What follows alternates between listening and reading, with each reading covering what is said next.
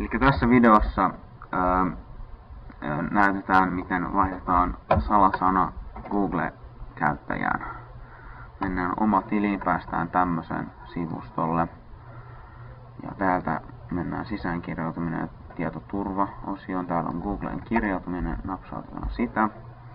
Päästään tällaiselle sivustolle tai sivulle ja täällä on salasana ja kirjautumistapa. Ja tässä sen alapuolella on tekstiä ja sen alapuolella salasana.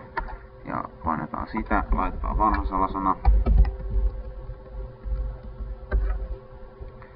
Ja painetaan enteri tai sisäänkirjautuminen ja sitten tuleekin osio, että uusi salasana. Laitetaan siihen uusi salasana.